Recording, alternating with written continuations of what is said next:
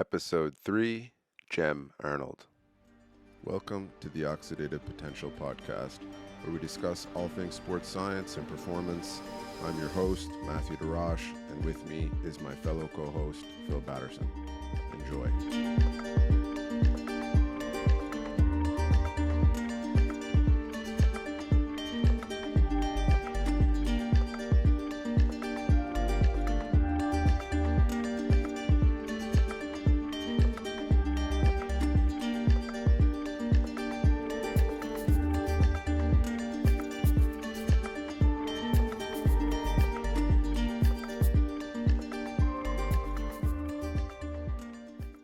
Hey folks, on the podcast with us today is Jem Arnold. Jem is and I love it because he's super passionate about all things exercise physiology. I've went back and forth with Jem a few times, like on some of the forums, and even went out and messaged him, and just very, very thoughtful answers. Very, very thoughtful individual, and always puts out great content. He has a blog, sparecycles.blog. It's a great blog. I've read everything on there as well, and super interesting. I check that out quite often because the applications of the stuff he uses and the stuff he does on there is quite useful. Like it's very great information. So Jem is currently doing his PhD. Right now he's in the Netherlands doing some research on NIRS and iliac artery flow and limitations, which we get into a little bit on the podcast as well. You can find him on Instagram, Jem_Arnold. And also, if you want to go and listen to some of the podcasts that he's done on the Upside Strength podcast, he's been on there a few times now, and absolutely great conversations between him and Sean. I really look forward to listening to them anytime he's up there, and he's even done some stuff with Sean now surrounding NIRS on a little side thing that Sean is doing surrounding sports technology and making it applicable for the practitioner. So if you want to check that out on Sean's YouTube channel, you'll find him and Jem there. They've actually got a couple things on YouTube where they actually go through some NIRS data, which is good to check out. So yeah, you can find him on his blog, which I mentioned earlier, on Instagram. Also with this, the audio,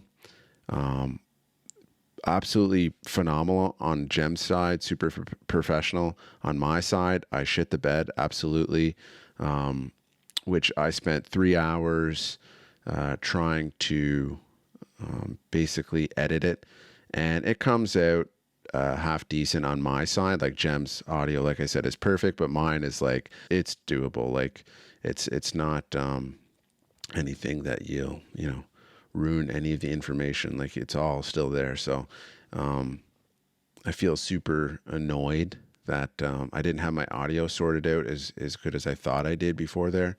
And that's why I've just upgraded to this super expensive mic, so I never, ever have to deal with that editing or that type of audio issue again, hopefully. But yeah, so it's a great podcast. We discussed a ton of different stuff. A lot of it was surrounding NIRS. We talked a lot about thresholds, and yeah, it was a great conversation. We really dug into some of the topics around, like, research and taking some of the stuff that is commonly thrown out there, like thresholds and training thresholds. And anyways, really great conversation. I'll be really excited to have Jem back on again and discuss some of the stuff that he's doing right now in the Netherlands. And yeah, so hope you enjoy it, folks. Yeah. I mean, the short story, I guess, is I was just saying, right? Physios, kind of the best physios are the washed up athletes who have all of these injuries and who kind of have experience with that. And I'm starting to kind of think that maybe the best researchers and certainly the best coaches, it's kind of the same thing where it's all about having a personal history in Doesn't matter what the sport is, but just having some kind of a sporting history. Of course, academic background in kinesiology and exercise physiology helps, but I don't think that's kind of necessary. So I kind of took that meandering course through academia and through sport into physio, practice physio, working with clients, started coaching more and working with more endurance athletes. And kind of my interests started to go in that direction, more working with athletes. And then I got back into the lab and discovered I enjoyed the practice of doing science, right? The actual day-to-day designing and executing a study and collecting data and analyzing it and trying to learn and figure out what we're seeing. So kind of went from the applied side as physio and coach, and now finding myself doing a PhD and more of a more theoretical, but certainly having that applied experience is really helping us direct our research questions and direct our investigations. And of course, that's still kind of the population that I'm working with is endurance athletes. So that's kind of the short version. The long version is even longer, but we can kind of leave it there for now. That brings us to where I am now. That's a good little brief overview. So what is it that when we're talking about the research that you and your group have just published, right, with RCP and NIRS Breakpoints, what was the driver to pick that solely? Like, what was the interest in there compared to some of the various other questions out there around NIRS, or just in exercise physiology in general? What was it that drove your group to that? Yeah, this paper, so again, we kind of performed a ramp test with a bunch of trained cyclists, and we were investigating with NIRS. We were looking at the deoxygenation breakpoint in the VL muscle, so a primary locomotor muscle in cycling, and then a deltoid as well, which is a non-locomotor, obviously a less involved muscle in cycling. And we were comparing those peripheral breakpoints to RCP, respiratory compensation point, which is a systemic measure of intensity. It's your systemic breakpoint that kind of correlates to whichever parameter you want to use: critical power, functional threshold power, MLSS. There's a lot of different ways to operationalize it, but it's generally that kind of that threshold, we can call it that. That kind of work has been done before, but it's always been in more advanced NIRS equipment, like the laboratory grade, the $100,000, the really high end equipment, which is exactly kind of the equipment we need to really look into the mechanisms and kind of answer the question of how associated, what's the agreement between the local breakpoints and the systemic breakpoints. So what we wanted to do, again, from a more applied perspective, asking that applied question of saying, is this something that we can use in the field? So we were using Moxie with this study, but we're using some other sensors now as well. But basically, it's just a portable, a wearable, a completely self-contained, a more affordable sensor that is intended for, well, it's probably intended for individual athletes to use, but I would say it's certainly appropriate for coaches to be using with maybe a group of athletes. But basically, do we see this same breakpoint, the same local deoxygenation breakpoint in this sensor, in this portable wearable sensor? And again, how well does it agree with the systemic intensity? So for systemic intensity, again, we're measuring gas exchange. So that's our RCP. So it was kind of almost an ecological validity question, where again, it was not a novel test, but we wanted to translate it to see, can we actually do this in the field? And some of the other work that we've been doing associated with this is actually performing intervals with NIRS in the laboratory setting, and then out literally on the road in a field setting to see how comparable those situations are. So hopefully that's something that we can publish eventually. One of the novel components that we added to this study was also looking at, as I said, deltoid. That, as far as I'm aware, hasn't been looked at in the same question of looking at systemic and peripheral breakpoints. So what we added was to say, oh, we've got these portable sensors. Again, the whole point is that they're more affordable, so we can get a couple of them, stick them on different muscles, see if maybe no one particular muscle matches perfectly to the entire systemic, the entire whole body response. But if we're looking at a few different locations, we have a locomotor muscle at the VL, we have a lower priority, we can call it, or less involved muscle at the deltoid. Maybe it's the combination of all of these breakpoints, of all of these signals that then contribute to the systemic response. So that was a question that we wanted to ask as well. And I guess we can go into the results of what we found, but that was kind of really the driving impetus for this was an applied question.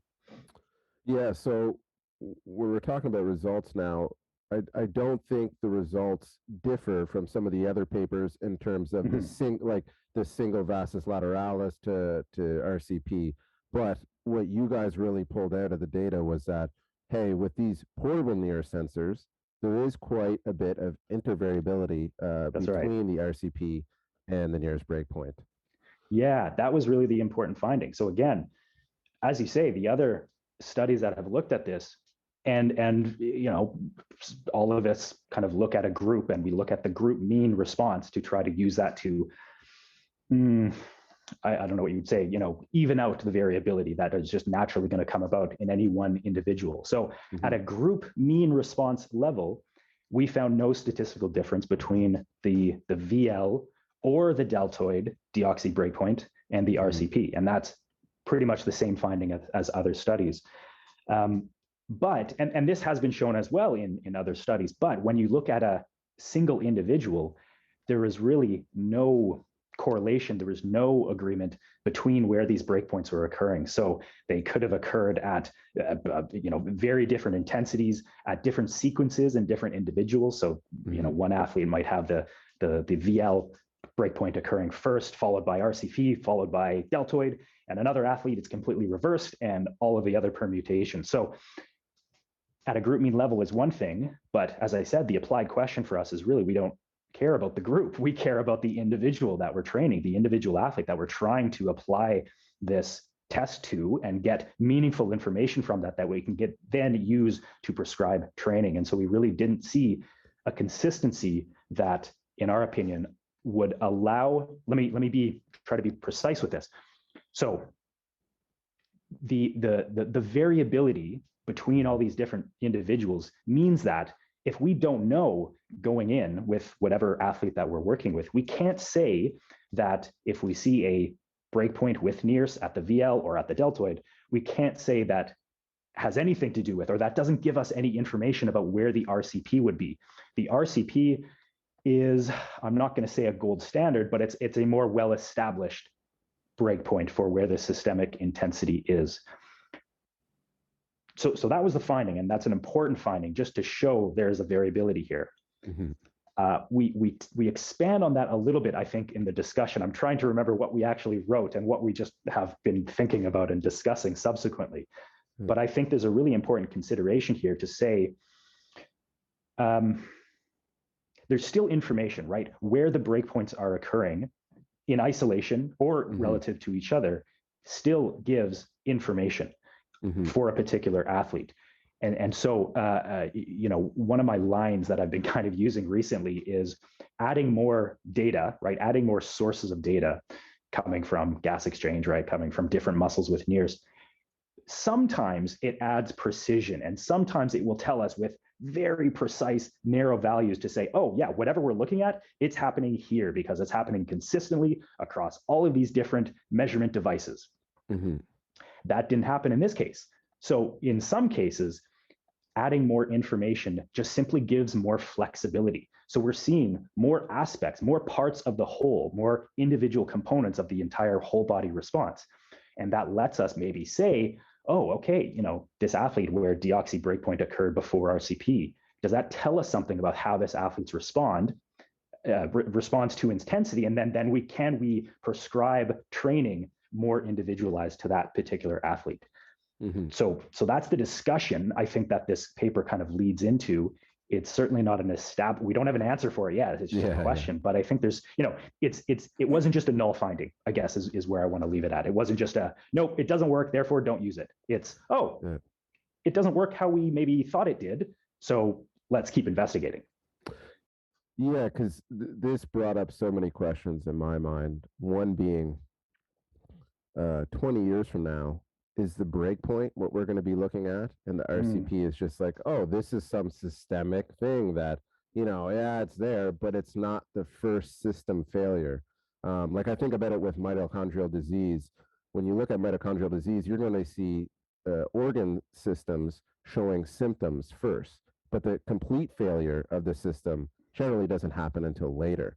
And it's very pleiotropic in the way that these diseases start occurring. The same as what I'm thinking with RCP and NIRS Breakpoint is this breakpoint is obviously trying to tell us something. Is that the something that we should be looking at? Obviously, you just stated, right? We don't know right now, but it's definitely very interesting. So while we're on that, if you had to go out there and try to investigate what are we seeing here? What would be your first steps? Would you be testing specific respiratory capacities, capability, local muscle strength, endurance, et cetera, et cetera? Yeah. These things. So my perspective, certainly based on the research that I'm doing with iliac artery blood flow limitation, I'm pretty focused to the periphery, to the peripheral muscle. And so NIRS is a perfect measurement device. That's why we're using it.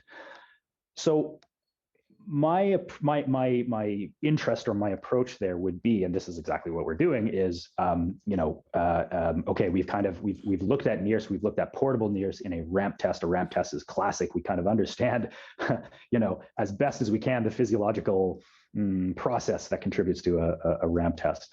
For NIRS, we're going to use a different ramp test. And I know this is out there, right? The 5-1 or 5-1-5. More generally, I'm just going to call it an intermittent multi-stage test where we have a constant workload period, 4 or 5 minutes, something like that, long enough to get to a steady state response.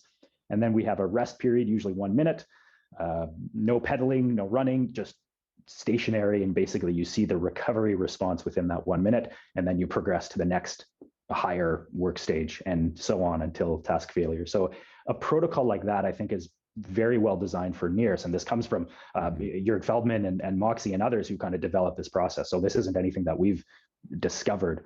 But it's certainly, I think, a more appropriate test for the measurement that we're using, NIRS, than a ramp test. So we're using this protocol now, and we want to understand the responses within the different intensity domains to start off with. So how we're designing things right now are just being very precise in how we prescribe the target workloads to each of these stages. And so we can know that all of these subjects are at just about the same relative intensity at each stage that they're working at. And then we're going to look at the NIRS response in whatever muscles we're looking at, and then see kind of if we can quantify or narrow down the range of responses and understand what's coming from intensity, and then how much variability is left over. And that variability naturally comes from just individual factors, characteristics. So I think that's kind of the step, is understanding the NIRS response within a single individual responding across intensity. And I won't get too much into the stats, but even just using some different statistical approaches to analyze those data. Again, I said most of the literature just looks at group means, and that's perfectly appropriate a lot of the time. But there's some other ways that you can do to actually pick apart what's coming from different individuals, and does that certain response relate to some certain characteristics, whether it's training history, fitness, of course, body composition, those little individual factors that we all appreciate. Every athlete, every subject will be different, but it's quite hard to pick apart which of those which of those are important. So yeah, that's maybe the direction of research that I want to go into. Yeah, and it's actually a very good point you brought up there, because people new to NIRS probably might not understand this, but the intended protocol for NIRS testing was the 5-1-5, the 4-1, 5-1, these things that are kind of offshooted from it.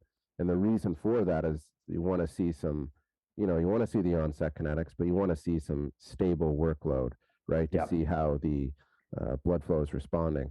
And initially, when this question around NIRS and ramp tests got brought up, it was kind of like, oh, NIRS isn't meant for ramp tests. So the fact that people even found anything to begin with, I think, is quite interesting, right? Like, I remember Andre had a video with Fat Max and breakpoints and the ramp test. And I thought that was quite interesting because I was like, oh, wow, I thought, you know, I took people's word at face value and hearing that NIRS isn't meant for RAM tests. You're not going to see anything there, right? Yeah, it depends what you're looking for. You know, the protocol is going to the protocol and the measurement device and the exercise protocol that you're using. All of it is just going to give you some data, and it's a matter of how you interpret and how you turn that data into information. Exactly. Yeah. Yeah, because when I think about it now, I've used NIRS quite a bit with lactate testing, and with sort of the steps, these steady steps that you see with lactate testing, I find extremely tight correlations between breakpoints and NIRS, and lactate steps. But one of the things that if you were to say, oh, let's take a lactate meter and run it through a ramp test, obviously, you know, you might find something there, but you might not. So I think you'll find something. Yeah, exactly. Sure. You'll find something if you look hard enough. But what I'm saying with this is it's actually quite interesting that the thing that you found is actually, hey, there's some theory behind why this could be such an important marker for the future. So this is that's good. We touched on the protocol. We touched on some of the intervariability. So let's kind of move into thresholds here. So one thing that I noticed from your blog was you did a really good job of laying out the concepts behind these thresholds. What are they? Do they move? Are they stable? How much error is involved with a threshold? And I thought it was great because when I hear people talk about thresholds, I hear them talk about these cement objects that are stationary. They never move. They're stable from day to day. Right. Down to the watt. Exactly. Right. Yep. And we just know that not to be true when you look under the hood enough times. So what is your concept of a threshold? What is its applicability to you with an athlete? Where do where does it kind of lie in the realm of importance?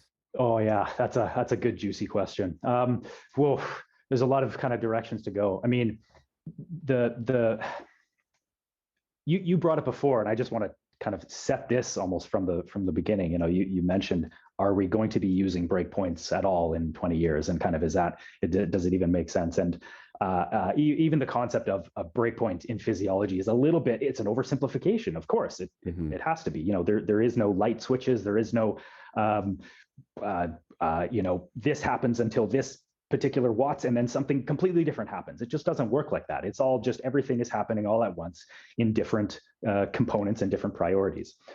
And so it's not a breakpoint. A breakpoint is just the mathematical analysis that we happen to apply to a continuous process. And it's more of a shift in reality, the physiology underneath. So that being said, it's unfortunate that I think the whole concept of thresholds and breakpoints has been oversimplified. Of course, it needs to be simple enough to use in daily practice. So I can appreciate the value there. I'm not saying throw it all away and nobody should be using it. I think they're absolutely appropriate, just to understand that there is a range below which a certain physiological process or a certain kind of metabolic state would be expected, and above which a different metabolic state would be expected. But as I kind of implied there, thinking that we have the precision or thinking that it's down to a single watt and below it is one thing happening and above it is something else happening, and that's true whether you're doing this interval for 5 minutes or 30 minutes or 2 hours. Yeah, there's a little bit lost nuance there, unfortunately. And I think we really have to kind of pull back from this over-interpreted, over-quantified sense of thresholds and breakpoints to appreciating that this is an approximation, a simplification of what's going on metabolically, which is all shifting, of course, and really the best way to interpret what's going on metabolically is just to pay attention to your own body and appreciate and respect the sensations, and then look at the numbers and relate those sensations to the power or heart rate or whatever pace that you're seeing. So trying to use some of the data descriptively rather than prescriptively. Prescriptive, you say, okay, I want to go at a certain effort level. So I'm whatever that effort level means, 8 out of 10, or I feel like I'm just working hard, but I could hold this for a long period of time, whatever kind of subjective description of effort that you want to maintain. And then you look at the numbers and say, where are the numbers at? And 5 minutes into this effort, the numbers are here, and 30 minutes, well, they're a little bit lower, they're down here. So using the data descriptively will still give you information. So there's a whole rant there about kind of how to use data at all, how to use thresholds specifically and relate it back to the subjective sensations. I think that's really maybe undervalued right now. But the pendulum is swinging back, and I think people are starting to appreciate that more.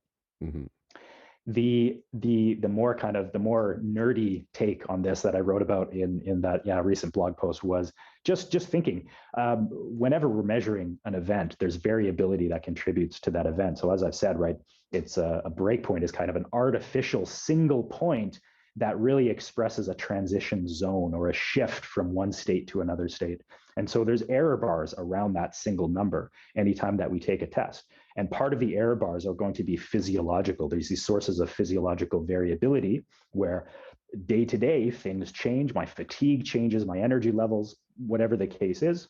And then, of course, there's measurement error as well. So that comes from whatever device that we're using to measure this breakpoint number, whether that's a power meter, heart rate monitor, NIRS sensor, gas exchange. There's all different sources of error. So we have to appreciate these error bars, confidence intervals, essentially, right? We cannot be confident of where exactly the breakpoint is when it's inside these error bars, when it's inside the confidence interval.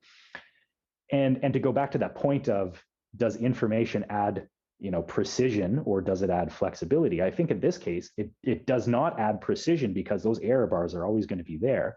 In this case, I think it adds flexibility, and it can add, to use this term again, it can add confidence to basically say, well, if we're either below that confidence range or we're above that confidence range, whether that range is 10 watts around the breakpoint number or 20 watts, whatever it is, we can be more confident in that state that we're going to be eliciting the desired metabolic response. So again, right, if I'm using an app and I perform a ramp test in the app or a step test, whatever, and it spits out a number and it says my FTP is 273 watts, so I'm going to go at 272 and I'll be totally fine. But of course, it's not like that. It's going to be plus minus 10 to 20 watts. So let's go 25. Let's go 30 watts below. We're still in that zone. It's a big zone. We've got lots of watts to play with down there. It's going to feel easier. So maybe we can go longer. If we don't have the time, let's just kind of stay in that zone, because we're not sure, the downside to being 10 watts too low and still being in the same zone is very low. There's not a lot of downside. You're still getting the same stimulus. Being 10 watts too high and being above the transition point and causing an entirely different physiological response can be a larger downside risk, depending on what the goal of the session is. So I think just kind of understanding the error bars, the confidence intervals around these thresholds, respecting how large they can be, and just being conservative, being hedging low, hedging kind of outside of these transition zones. Yeah, that's probably an important takeaway for using thresholds, using breakpoints appropriately, intelligently. This is actually great, the direction that you've kind of drove down, because right now we're seeing a kind of resurgence of pyramidal versus polarized versus, and I think there's a lot of nuance being lost in that conversation. First and foremost being genetics. I think genetics is a huge factor in how someone responds.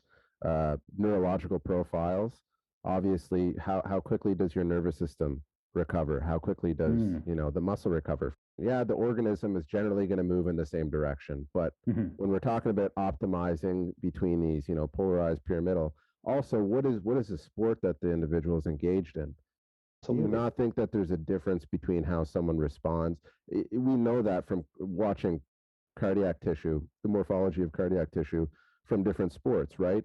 The stresses that we place on the cardiac tissue is going depending on the sport, is going to dictate how that cardiac morphology ends up years down the road.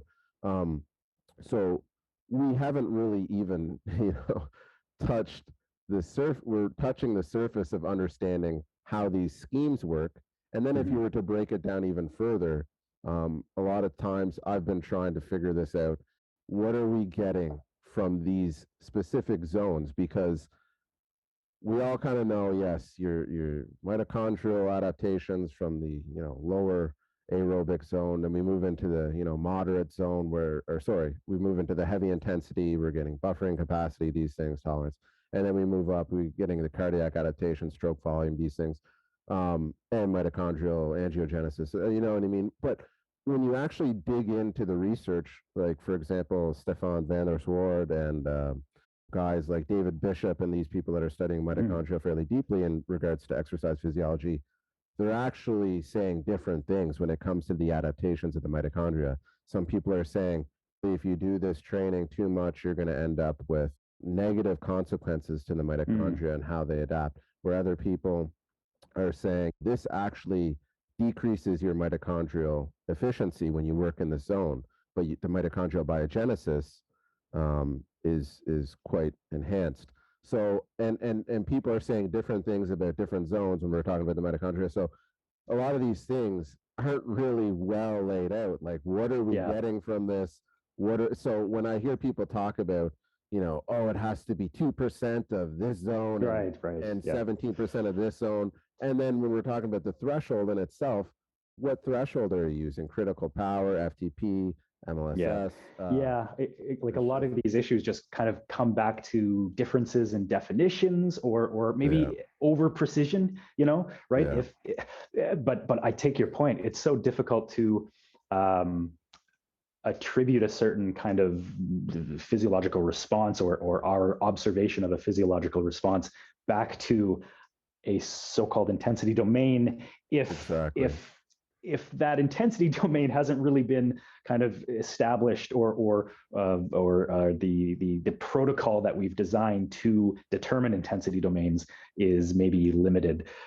That's a perpetual, right? The whole, like, we have to, as I said before, we have to oversimplify to some point just to kind of make things understandable. But if we start with a super simple, everything is categorical, everything is nicely discrete, and then we add nuance onto that, and then we discover, oh, there's transitions happen here, and oh, different things happen here. So that's kind of the ongoing process. But to get too dogmatic in any of these over precise definitions, I think fails to appreciate the variability in all of this kind of stuff. And we really have to, again, kind of bring it back to there's always going to be physiological variability, and that's maybe where the most interesting individual differences take place. And really the challenge of the question for us is, how do we turn that into meaningful, applicable information that we can use to, improve training for whoever we're working with? Big question. Ongoing process. Exactly. And for myself, I think a lot of it, and the applicability of NIRS is really to try and understand, okay, what is the major limiter here? Like we obviously can't pinpoint a certain signal in NIRS to a limiter, but it gives us a clue a lot of times. And sometimes it can be a very obvious limiter. Sometimes it's just so clear, we see it, we know, okay, and then we test further and it's like, oh yeah, that was bang on. And I think that's the huge applicability to NIRS, because when we look at improving performance, I think most of it is just have consistent training, right? Have reasonable training, do a lot of low intensity, moderate zone work, do some high intensity, maybe throw in some heavy intensity, right? Whatever your spice. And that's going to get you there. What you should focus on is what is limiting you from the performance of achieving whatever you want to achieve. What is the systems that are limiting you? If we can find that out, if we can improve those, and then how can we optimize recovery, right? How can we optimize, training? And NIRS has applicability there too, right?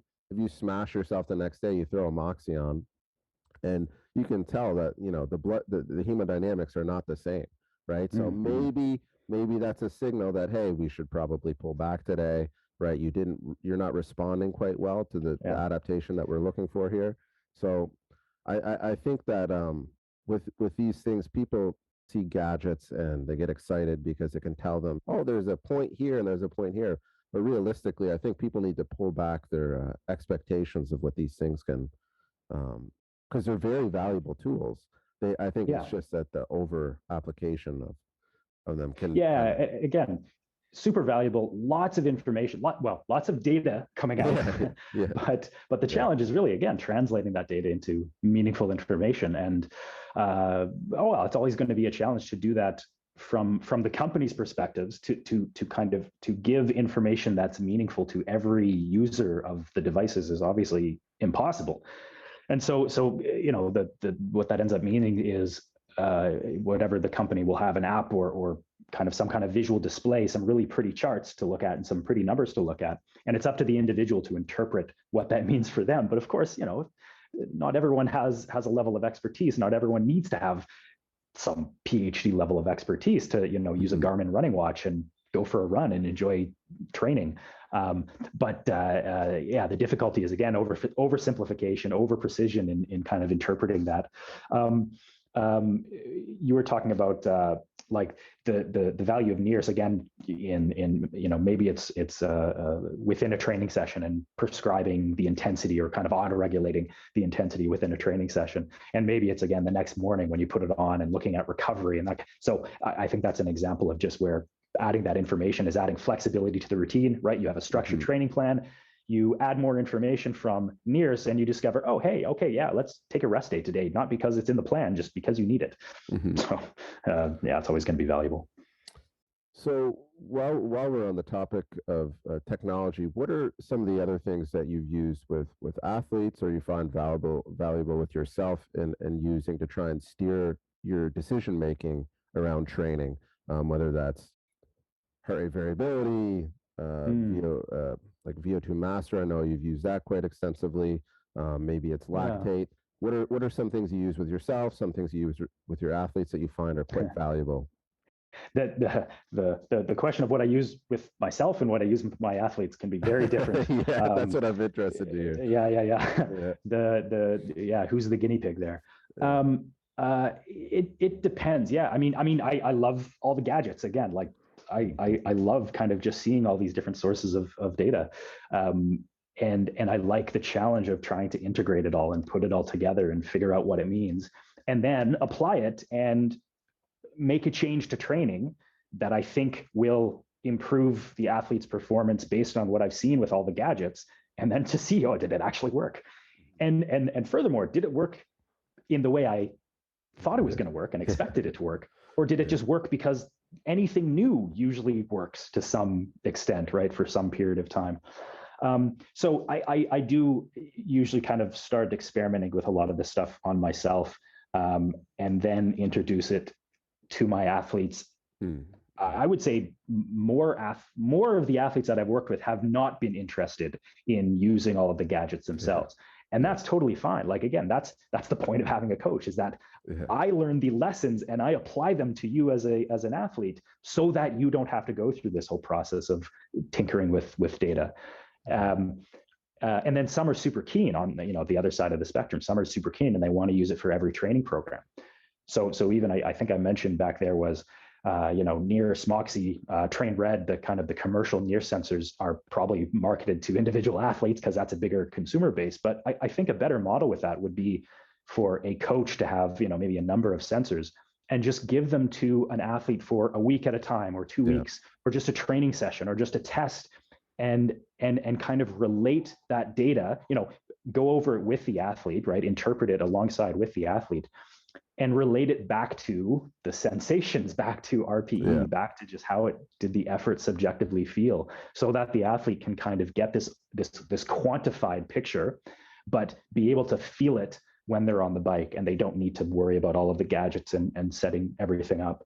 So I've kind of tried to find that balance with the athletes I've worked with, and it just depends on what they want and what I think will help them and what I think might overwhelm them. What have I don't think I haven't used any like esoteric fancy stuff. Again, obviously NIRS I've used the most just because that's again my area of interest and my area of research. VO2 Master, yeah, you mentioned is super interesting, and there's some other portable VO2 analyzers as well. But just the ability to measure metabolic intake and metabolic processes out in the field, and I even wore VO2 Master in a crit race a couple years ago, just sitting at the back of the field, and awesome. I was like, guys, don't crash because this is expensive. But it was fascinating because I've never hit higher VO2 numbers, of course, because you're not that motivated when you're sitting on an ergometer in a lab versus when you're out racing on an actual course. So to have that kind of, again, that flexibility of gathering these information and understanding what's going on, super valuable. But the challenge is still in the interpretation. The challenge is really in taking that data, turning it into meaningful information. And if I knew the trick there, I'd be a wealthy man. I don't think it's about knowing the data as much as it is about knowing the athletes. And we go back to what we were talking about earlier of just coaches and physios and clinicians. We're all just social workers. We're all just trying to kind of understand the psychology and apply and kind of give confidence to our athletes. And so the data that you're feeding them, the information that you're feeding them, goes right into that, and you just have to know your athletes and what's going to benefit them. Some of the stuff that you do on your blog I really like, because you're going out there and experimenting, and even though it's N of 1, it gives you an idea of, okay, maybe I can apply this to someone else, maybe I can. And so actually talking about your blog, what are some of the, because this whole erector spinae, NIRS, like, there's a lot of cool things, and I don't know if you've uncovered or you gotten ideas from other people, but what are some of the cool things that you've come across from your own experimentation that you've now kind of used with other athletes, or maybe just with yourself? I mean, the blog was kind of just an excuse to have to synthesize my brain into some 1,000 or so words at a time, and really kind of explain some of the concepts that I'm thinking about, try to articulate it to a broad audience, and that I really find that a challenge. So it was a good process for me. And earlier on, kind of 2017, 2018, it was all like VO2 max optimization and really like getting into the nuance of a single bout, a single training session. And those are still the most popular pages, the popular articles. Yeah. But since then, I kind of stepped back a little bit into this more, let's say, generalist approach to training, a little bit more nuance, a little bit more flexibility. Those articles had their value, and those were absolutely inspired by training sessions that I was doing myself and that I was applying to my athletes, and just seeing kind of what worked and what didn't, and trying to answer why did it work in one athlete and it didn't work in another. So that was super valuable, but just as valuable were kind of these, one of the recent posts was kind of about sustainable training, and just the idea of like, if it was a COVID inspired thing basically, right? Because during COVID, all the events dropped off the mat. All of a sudden, nobody has a set date outcome goal that they're aiming for, and a lot of people floundered.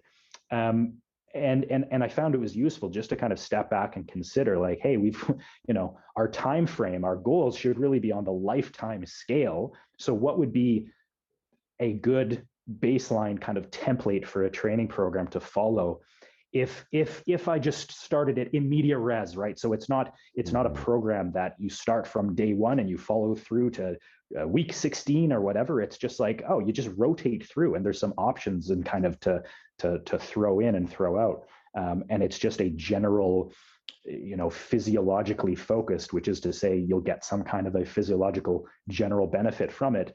And then if you do have a specific performance goal, then you can kind of branch off and add performance training with a time frame to get to whatever performance you need to meet at that goal. But just having that kind of idea of general sustainable training where you're never you're never peaking and crashing. You're just kind of sustaining a certain level of I don't want to call it maintenance adaptation. Even it's not maintenance; it is adaptation. Yeah. But over a multi-year, over a lifetime span, you're not looking to reach a peak. You're just kind of, you're just slowing the decline. You're just slowing the inevitable. Yeah. So that was a whole other avenue, right? Taking it from like the super optimized performance of, let's say, 2017 to the more longevity focused, sustainability focused of kind of 2020, 2021. Yeah, I'm seeing more popularity around that concept now, even with some of the people in the fitness space or bodybuilding space. I'm hearing these guys that were so hardcore back in the day, like the most hardcore individuals, and now they're talking about, hey, going out for a walk with a sandbag on my back, and like, walking is a great, you know what I mean? That is unironically, that's like my top piece of advice from COVID was I started going for a morning walk, and it was the best thing because working from home, I still work from home. Well, not here, but best thing you can do, just go for a walk. It's 100. Training. It is. It is. It's funny because I tell people this all the time. If you actually look at the training journals of people from the early 1900s, 50 to 60% of those guys' training was actually walking. Yeah. And those guys were still putting super impressive times in back then. Yeah. Obviously not up to today's standards where people are, but still for what they were doing, they understood there was a benefit from walking, because that's how they viewed everything, right? Was I notice when I walk, obviously anyways. But yeah, it's funny because I've seen this with so many athletes. In my own experience, you have the people that really are all or nothing, and they want to go out and they want to crash and burn. I started off in some of those sports that I played. I was very similar to that type, and it took me quite a long time to understand that if you want to see longevity in anything you do, you have to really change your approach. But it took me such a long time to understand that certain adaptations, if you start pulling them too early, you'll actually take away from your future. You'll take away from your longevity. That's kind of that idea of specializing in a single sport as a kid, right? There's all this literature that shows it's kind of there's some literature that shows it's a specialist who succeed. There's some that show it's the generalist, right? This is what what's the author's name? Range. David Epstein? Yeah, Dave Epstein, yeah. Fantastic concept. At least that's where I encountered this concept of generalist versus specialist. And as you say, just having that kind of general athletic background as a kid, growing up active, having a baseline lifestyle activity level where you're actually walking to school in the morning and, whatever else. Yeah. That's so important. And that even gets back to what you were saying earlier about the athlete who's kind of super in tune with their body versus the athlete who doesn't know where their left foot is. Yeah. I feel like, it's the kids who grow up playing all the sports and who are just super proprioceptive and coordinated. Those are the guys who have this intuitive sense. And unfortunately, it's maybe the athletes who come in at a later age as an adult who really need to build that and kind of, build that kind of mind-body connection. And you can take that kind of through, that's one of the lessons though, that I don't think you can just tell a kid. I don't think you can tell a 19-year-old junior who's trying to get to world tour stage or world championships.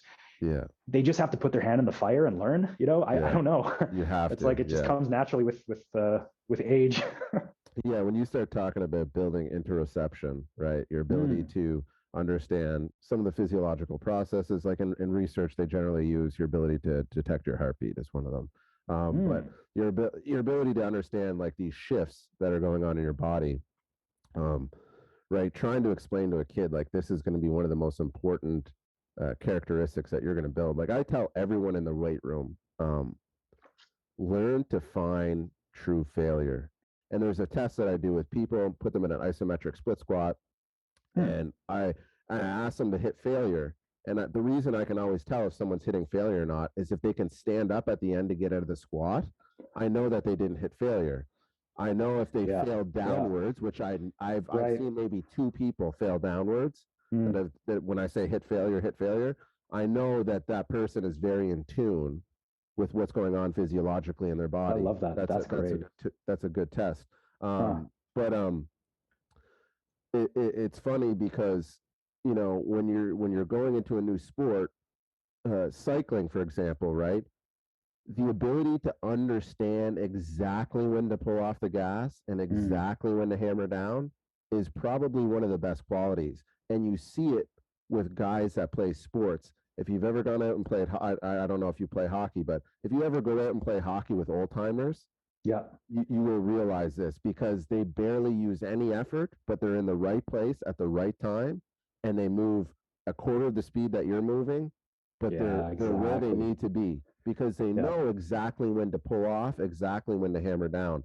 And this is something, like you said, that you can't just tell a kid to like go out there and, but if someone does understand this concept at a young age and they do, and I think the more sports that you're exposed to, the more processes of learning something new, which will engage Right. that process of understanding interoception. So those athletes actually have a better, I think they end up with a better ability to understand this. But yeah, that's something I've noticed over the years is, these people that, and then that's what I was getting to is like, use the weight room as a training ground to understand effort. It's a great opportunity to go in there and understand these effort levels, right? Because it's just a weight. If you fail, obviously not with a 500-pound squat on your back, but right, safety first. safety first. But if I'm saying, we're doing calf raises, and I say, we are going to go to failure on these. Use this as a good metric, and if I say do 15 reps and find failure, modulate that. Maybe add more co-contraction.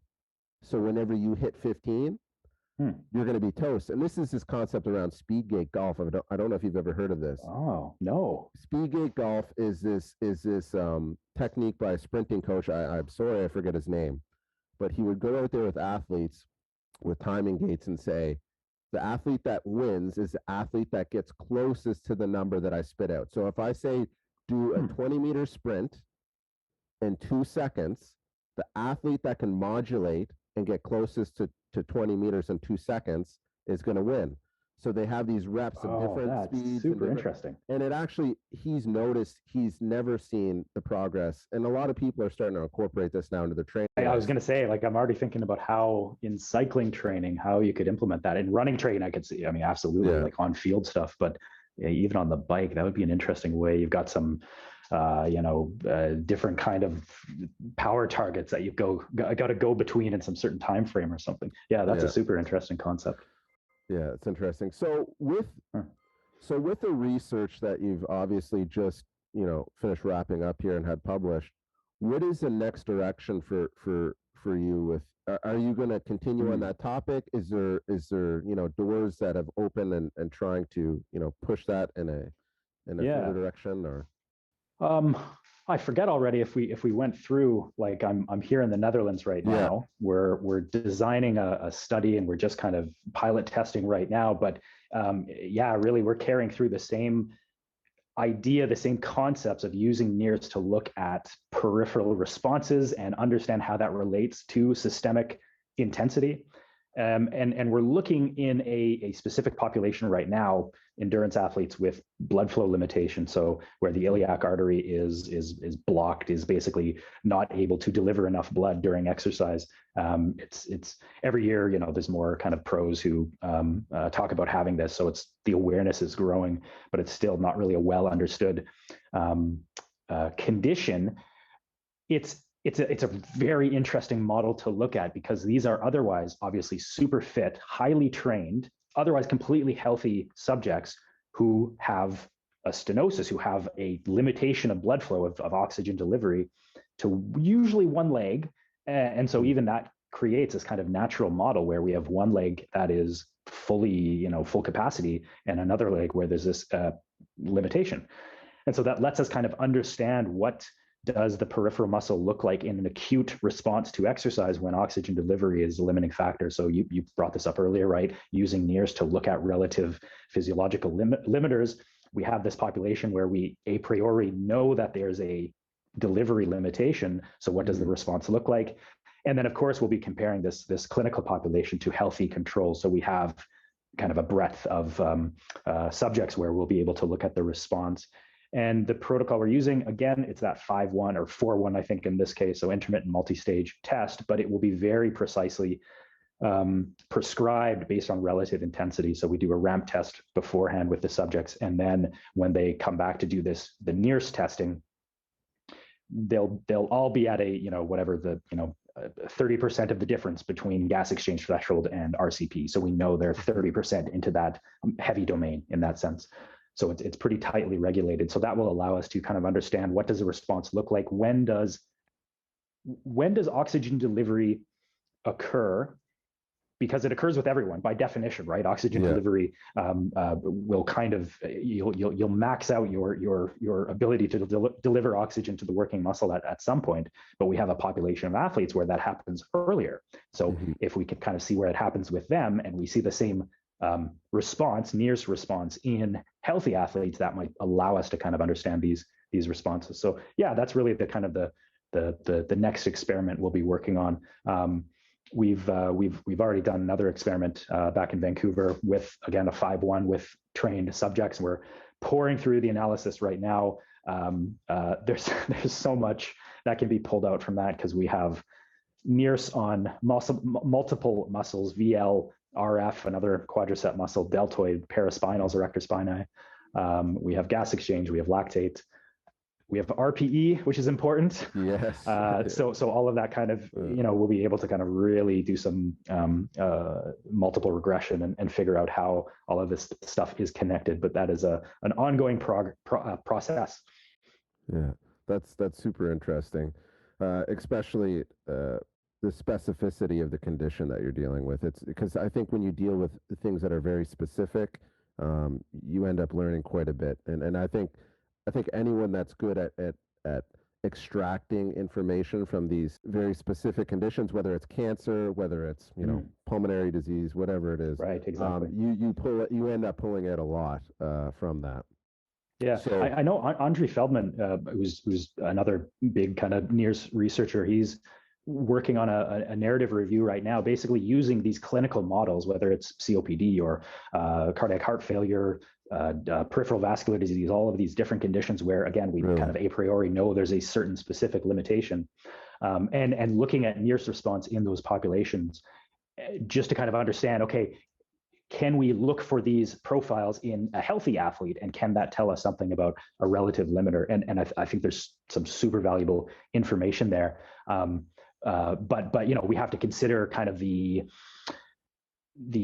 longitudinal response, or the chronic adaptive response to something like peripheral vascular disease, let's say, where everything is the whole body is trying to kind of return to some homeostasis, and so there's adaptations in one direction or another to equal whatever the acute limiting factor is. So there's still a lot of difficulty relating, will we see the same profile, the same response profile in a healthy subject as we would see in peripheral vascular disease? Obviously not, but directionally, will it be kind of somewhere along the same line? So I think that's going to be really valuable work by Andre as well. Yeah, it's super interesting, because it's funny, any of the NIRS research, other than yours and maybe a few others, most of it that I've read is actually surrounding some type of vascular condition or things like this. And I remember coming across one paper talking about resaturation slopes between healthy trained individuals versus just basically, I think it was healthy controls, and the differences between, I think they were runners or cyclists, and the difference between the resat slopes and the brachioradialis, and I think it was vastus lateralis, and they had the same resat slopes in the forearm, but in the vastus lateralis, they were like insanely different. And I think it was mirrored by some other research that was looking at, I can't remember I think it was some type of vascular condition with trained individuals, and they found very similar things in the resat slope. But it's that stuff like that gives you a lot of clues about, exactly. That's I know the ones that you're talking about. I can't remember who the authors are, but that's also one of the parameters that we're analyzing right now from the 5-1 is maybe to back up a bit and say, right, the whole point of having these rest intervals in an intermittent multi-stage test is so we can evaluate reoxygenation and the whatever the time constant or the slope or whatever we're looking at there. So we're looking at that again within, let's say, a single subject across intensity. So first of all, how does that reoxygenation slope change with intensity? And of course, how is that different between subjects? And these are all, again, trained subjects, but very different fitness levels. I think VO2 max was between 44 and 74, I want to say. Mm-hmm. So there's quite a range there. Males and females as well, 11 males, 10 females. So equal groups. So all over the map.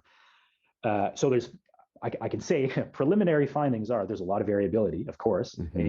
Individual variability in the reoxygenation. But we're also looking at the reliability of that. So test, retest, performing the same test a week apart, looking at these reoxygenation slopes, and can we say how consistent they are? Because again, you could say that, directionally, a more fit athlete is going to have a steeper slope, which is a better reperfusion than a less fit athlete, or certainly a healthy control versus a clinical patient, right? Big differences there, as you suggested. But what's the confidence interval? What's the variability? What's the error bars on any of those values? And can we compare those values between populations, between different test protocols, right? So if I can't remember actually that literature that you were talking about, if it was just occlusions or if it was exercise, but very different responses, obviously. Yeah, I think it was occlusions. Yeah. I actually just put a video out there somewhere this morning on occlusions because I was playing around with myself the other day using a bicep occlusion, but beside the point. So there's a lot of variability in the methodology at this point with NIRS research, and I think that's a limitation, and I would love to contribute to a standardization of methodology and analysis and interpretation. But that's why everyone is working on this, is really to establish that. So the variability right now is important. There's a lot of unexplained variability, but that's where the fun part is that unexplained variability. Yeah, that's something that's I think about all the time is if we're not seeing variability, this is not going to be a very useful tool for understanding training load, things like this. Like, for example, HRV. There's quite a bit of variability in HRV, and that's why it's good as a tool for understanding recovery, because if there was no variability in that, there would be no usefulness in understanding day-to-day changes. So whenever I see variability in NIRS, it actually makes me think, okay, I think this probably could be a good thing. And when I'm seeing variability in some of the data that I'm getting from it, it's like, that probably makes sense because there's going to be variability in that tissue. Yeah, there's something there. Let's investigate further. Yeah. Like VO2 max is really, it's one of the oldest physiological parameters that we have. It's really kind of been pushed to the limit. We can say, the test retest reliability of VO2 max is pretty consistent. 3 to 4%. Yeah, something like that. So there's not a lot of variability there, and there's not a lot of information there at a certain point. It's that idea of like, a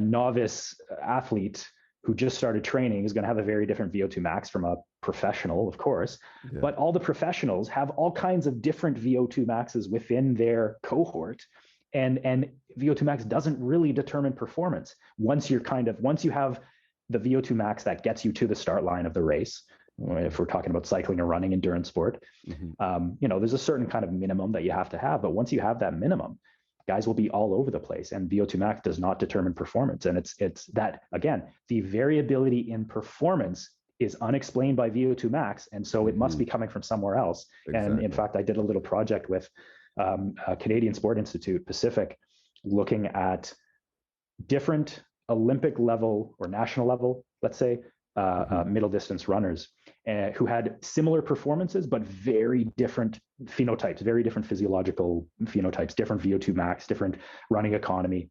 And we used NIRS, and at least this was preliminary, this was pilot testing essentially, but we saw that there was some explanatory power in NIRS to explain the performances that was not explainable by VO2 max, certainly. So as you say, the unexplained variability is where the fun is, and that's where we ask all the fun questions.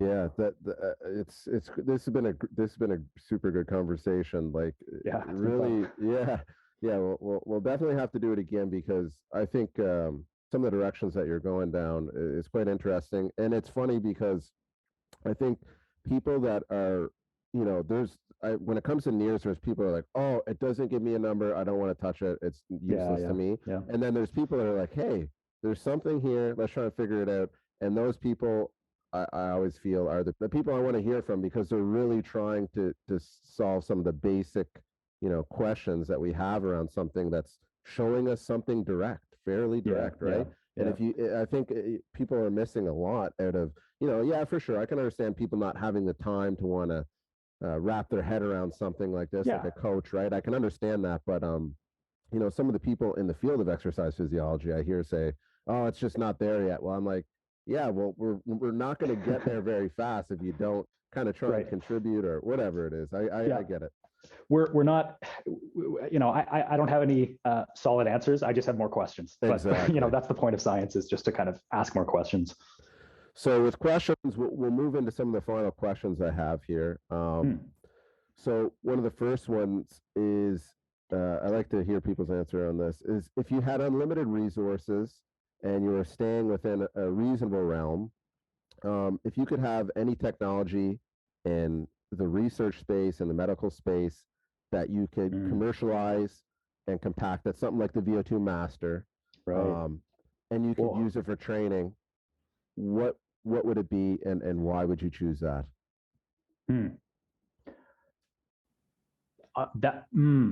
That's a good one. I mean, the current challenge that we're facing right now is we have a bunch of different devices that have a very high measurement sensitivity, very high sample rate. The Train Red NIRS sensor that we're using records at 100 hertz, so 100 samples every second, super high.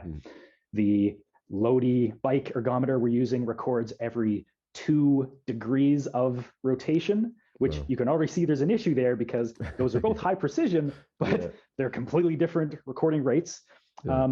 So the biggest issue that we're encountering, and we have ECG and gas exchange and everything else. So the biggest issue is how to synchronize and combine and integrate all of those different sources of data. And so that might be, I mean, if I had a brilliant engineer in my back pocket and unlimited resources, I would try to figure out some solution for integrating all of these various sources of information to really understand the relatedness of the mechanisms behind that. Again, like at that level of precision, we can see the effect of pulsatility in the NIRS signal. So your heart rate, right, is reflected in the periodic dilation of the microvessels in the VL. So we could see that. But and then the bike ergometer, we can see cadence. So we have that frequency component as well as of 90 RPM, whatever you're pedaling at.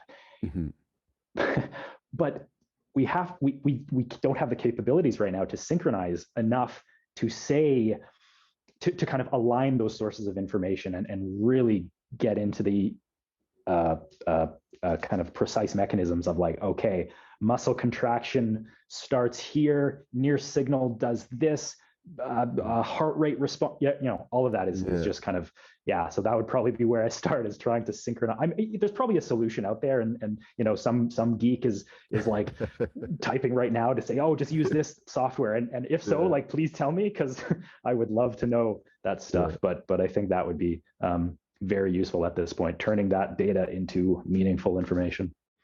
Yeah, that's super interesting. I didn't think you were going to go there, but when you think of the usefulness of softwares to pull out significant statistic significance is something really interesting, like WK5. You see some of these things. Like, wow, they're doing a really good job at taking some very basic metrics and actually giving something. We don't know, right, exactly what that is, but it's giving us something, and it's something to work with, and we notice the differences. That's super cool, though. I wouldn't have guessed. It's top of mind right now. So that's obviously it's the challenge that we're actually facing right now. So, if you don't mind sharing, essentially, we've all made kind of assumptions around, training, intervention, or maybe it's not even training intervention. It could be something in your life that you've learned a lesson from. But essentially, you're looking for maybe a large failure, preconceived notion, a hypothesis that was way off in left field, and that you actually learned lots of those valuable you took back something quite valuable that actually ended up, changing some directions. That's always, this is a question that we should really ask ourselves more often, because Yeah. I don't know about you, but I feel like I'm very good at convincing myself that once I learn a thing, I've always known that thing. Well, Yeah. of course I knew that thing. I never knew any different. So it's always tough to kind of look back and say when your opinion changed. But I try to make it a point to acknowledge and to kind of embrace, when my opinion changed, when I have been convinced of something different. Yeah, again, so it's a struggle to think of an example, but I guess recently, before I came out here to the Netherlands, like going through the comprehensive exam of a PhD, that was a pretty eye-opening process. Like I thought I had a pretty good handle on the breadth of the literature around NIRS and just general exercise physiology. Yeah. But then each of my committee members, kind of asked some specific questions and had some recommended readings, and like each one just opened up this entire area of literature that I'd never been exposed to, that I had no idea about. Yeah. And each one kind of in some different way changed my entire thinking about what's going on. And I don't want to get. I mean, I do want to get into the details, but it's probably too much right now, and I'd want to be precise, and off the top of my head would be a challenge. But the whole concept of kind of metabolic efficiency, like there's a capacity and there's an efficiency, and biological systems are generally optimized somewhere to balance those two priorities, those mutually exclusive priorities. So you can't have a massive VO2 max and a massive running economy. And so kind of understanding where that trade-off comes from mechanistically, and a lot of it comes in mitochondrial structure and function. But of course, it's an integrated system, so it's kind of all through the chain. One of my committee members is Dr. Robert Bushel, who's the head of kinesiology at UBC, and he's a big name in mitochondrial research. And so again, he was like, just read these papers. And it kind of blew my mind to look at some of these super elegant studies that investigated where this mitochondrial efficiency was coming from and how that's expressed systemically. So that's super that's tough to kind of, I feel like I'm really glazing the surface here, but just the concept of efficiency and capacity was like a mind-altering perspective for me.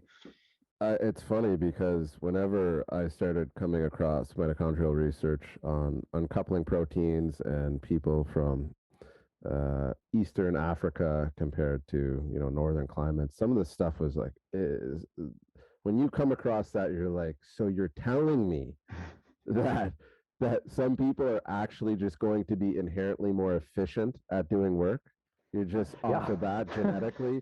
And you know what I mean? Because when you have this concept of mitochondria, it's a mitochondria. It's the same for sometimes when you try and wrap your head around. And it's funny because I got so many. I can think of all the moments in my life where I've come across, whether it's a textbook or come across like an individual or coming across like some of the pathways that you're seeing with like hormesis. I remember when I came across this hormesis textbook, I was just like, completely, I thought I knew something. Right. It's when you realize there's this entirely different perspective on a thing that you thought you knew something about. Like I really like to say, I think it's kind of again important to acknowledge there are multiple perspectives on a thing. So I really don't like when an idea will just be kind of dismissed, or I could read a paper and just rip it to shreds, so it's useless, don't even think about it. But the approach should be really, like, what if this were true? What does this add to my existing understanding? Not what does it take away, not what does it threaten in my identity or my kind of zeitgeist of the world, but what does it add to it? What can I take from it? So exactly. Just, realizing that there's this whole new perspective on whatever it is you're interested in is always a good thing, is always just expanding, again, the options of like, how is it possible to think about a thing? It's funny, one last thing on this point, because anyone that's made significant headway in the scientific field, whether it's like we're talking about earlier, mitochondria, whether it's photobiomodulation, whatever it is, these people were considered nuts. They were outcasted. They were anyone that's made any significant headway in pretty much anything in the beginning, they were lambasted by their peers and they were outsiders. And it's funny because it's been happening since the beginning of time, but people never learn the lesson that, hey, maybe we should get off our high horse a little bit and maybe take into consideration that if he's right in 20 years time, we're going to look like an idiot and we're going to waste 20 years going in the wrong direction. So always keep just consider what if it were right. Exactly. If you, obviously there's no one best test, right? Out there for testing protocols to understand an individual's physiological profile or capacities. But if you only had one tool, if you're a coach out there and says, I don't have a huge budget, I can pick one thing to spend my time learning about and implementing, and this is all the resources I have available to me. And you were that coach, what would that testing protocol be? Knowing what you know now, obviously, that's tough one. Hard, depends on the sport, the athlete, the goals. Let's just say we'll narrow it down to running and cycling. If you were endurance. Yeah. Well, let me start by saying you thought about like, okay, what should a coach and an athlete really spends time understanding? And I think RPE, like sensations. I remember playing around with a step test, simple step test design, but it was an RPE step. So it was like, all right, let's start at 1 out of 10 and we'll go to 10 out of 10 and spend, 2 minutes at each effort level and see what happens, see what that feels like. And I did it with myself, obviously, in a couple of subjects. And it was super interesting because I would say it's like 4 to 6 is kind of just everyone's at the same power. Like the setup was blinded to everything basically except for time, I think. So it was just 2 minutes. And the instruction was just keep asking yourself, am I at X out of 10? So am I at 2 out of 10 right now? Yes, no. If no, modulate. Just stay at 2 out of 10, whatever 2 out of 10 means. And 2 minutes per stage up from 1 to 10. And in that kind of 4, 5, 6 out of 10 range, like the power was kind of the same. It would even be like a little bit higher and then a little bit lower and a little bit, because it's just that middle mush of like, I don't really know what 4 versus 5 means, but I know what 2 versus 8 means. And then at about kind of 7, 8, 9, 10 out of 10, things started to get super interesting because that would be a higher intensity where, like 9 out of 10 started quite high power, obviously, big effort, but that power declined through the 2 minute stage, of course, because the longer you spend at 9 out of 10, your metabolic state is shifting. So the power that you can actually sustain goes down. 10 out of 10 ended up being like basically an all-out test. So it was, just massive power, basically a sprint off the line and then just dying. And I think the power at 10 out of 10 then ended up being lower than like 8 out of 10 because things change up there. It's not just intensity, it's duration as well. So that was a super interesting test, I think, for the subjects to understand, what are these sensations? How do they work in real time? And the goal for one subject specifically was really to understand kind of the difference between 3, 4, 5, 6, to get some separation between those intensities. So that was kind of a cool, a tool to play around with, to experiment with. In terms of like geeky devices and toys, I mean, I'm going to cop out and just say NIRS because that's what my research is in, obviously. And I think it's that wonderful stage right now of the data quality is really high, but the analysis and the interpretation and the application of that data is not there yet. It's like, I don't know, it's like early 90s or maybe even early 80s with a power meter. It's just we don't quite understand how to apply it. So it's this super exciting opportunity, as we've been talking about, to investigate that uncertainty. So, is it the tool that we're going to be using in 20 years, like we're using a power meter right now in running and cycling? I don't know if I would say that, but I certainly think there is a lot of unexplained variability that will be explained, and that will hopefully add value to our training. So yeah, let's just say NIRS. And if I had to say a protocol, I think right now it's an intermittent multi-stage test of some variety. Our protocols are always shifting and changing. Maybe it's going to look something like a ramp, a partial ramp followed by a multi-stage, or vice versa. Maybe it's a multi-stage followed by a ramp, right? There's all these little nuances that depend on what question you're trying to answer, and that determines how you design your protocol. But yeah, there's a lot of variability there to play with.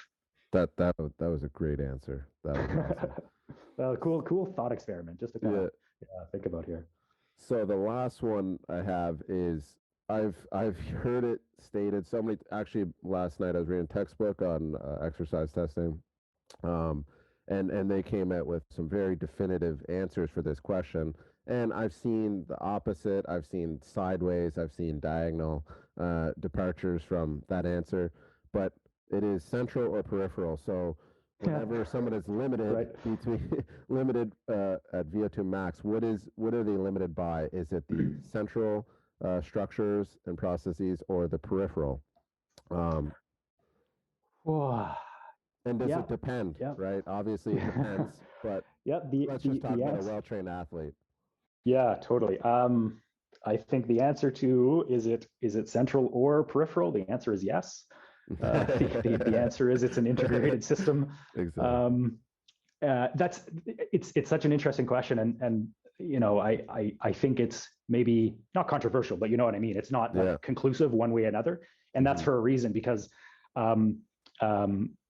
it changes, I guess. We can even bring back what we were talking about earlier about having a clinical subject and someone with peripheral vascular disease. Yes, peripheral vascular disease is a oxygen delivery limitation, but living with that condition over multiple years and decades will cause adaptive or maladaptive shifts to bring the body back into that balance of, I said it before, of efficiency and capacity. So the acute sense is a delivery limitation. The population we work with right now, blood flow limitation, FLIA, that's an acute delivery limitation. But, and I mean that acute within a single exercise bout. So I can say within a single exercise bout, delivery is a limiting factor in that sense. But the design and the adaptation of the system, not the design, the evolution, the structure of the system is such that it's constantly trying to balance these factors. So I don't think you can say it's one or the other. This actually goes back to the other question you just asked about, my comps and learning about all of this mitochondrial efficiency stuff. And some of the argument, like Bushel again, one of his, I think it was 2011, maybe 2010, the paper that basically didn't introduce the concept, but kind of concluded that mitochondrial capacity is in excess in a typical body, right? All things being equal, mitochondrial capacity is excessive to what the central cardiovascular system can deliver. So you would say, well, then it's delivery that's the limiting factor. Well, you need that mitochondrial excess in order to, again, optimize the efficiency of the system. So that excess is built into the system. And so kind of some of the experiments that, for example, I can't remember names or authors, but I'm sure you'll know the ones I'm talking about, where they'll introduce a big bolus of red blood cells or a big bolus of blood volume into a subject, and their VO2 max goes up. Yeah, of course, because you've just introduced that. But if you tested them the next day or a week later, of course, obviously, the body is going to renormalize, and their VO2 max will go back to wherever they're renormalizing, because that's the goal, is to kind of maintain a homeostasis. The body doesn't want to depart too far from that capacity efficiency trade-off. So I guess that's, again, without going too in depth there, it's super fascinating just to kind of, again, that mitochondrial question that you've been talking about as well, just the structure, the function of mitochondria, and even within that level of efficiency, there's we could call it the efficiency in terms of work output per unit oxygen consumed. But then there's enzymatic efficiency in terms of heat production and thermal efficiency, basically.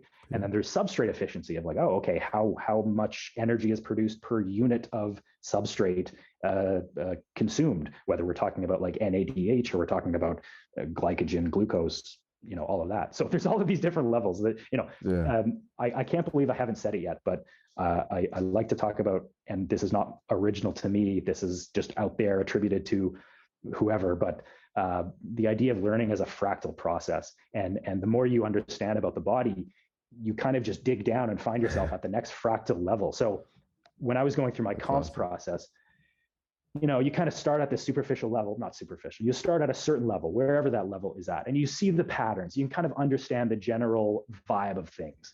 And we talked about this, and then you're exposed to a new perspective. Yeah. And you're like, whoa, hold on a second. Okay, I've lost the pattern. I can't see it anymore. I'm halfway down a fractal level. Yeah. You keep digging down the rabbit holes and trying to integrate all of this new information. And then you start to see the same pattern emerge, but it's changed. It's more nuanced. You've made it down to the next fractal level, and it's just a continuous process of doing that. So, biology is a fractal, learning is a fractal. Yeah. That's it, and that's what I was hoping to get with this answer, because the question is it's open-ended. It's really just kind of a thought experiment for people. That was a great direction. Yeah. So this has been absolutely amazing, Jem. I really appreciate you taking the time for this. You've given a generous amount of time. I really loved hearing your answers and some of the concepts that you pulled out from some of the work you've done. Like if people want to find you anywhere, get in touch with you, how can they do that? Yeah, well, I appreciate you bringing me on. This is a super cool conversation, and I'm always kind of surprised how, we can get super geeky and into the technical stuff, but then we can get super philosophical, and it's all equally useful, I hope, and hopefully equally interesting. Where can you find me? I don't have too much of a presence online. The best place to get in touch with me is probably my blog, sparecycles.blog, and I have an email up there, so feel free to kind of anyone reach out. I don't post very often because I'm busy with PhD work and such, but I've been trying to kind of post a little bit more to just Instagram and some YouTube videos, but a lot of it is like unlisted that I'll send to the VIPs just when I'm looking for feedback, and that's only because I'm not super confident with the presentation and the production value, let's say. But I'm happy to chat with people, and I really appreciate even the conversations that are kind of emerging right now on the Moxie forum has been a good place.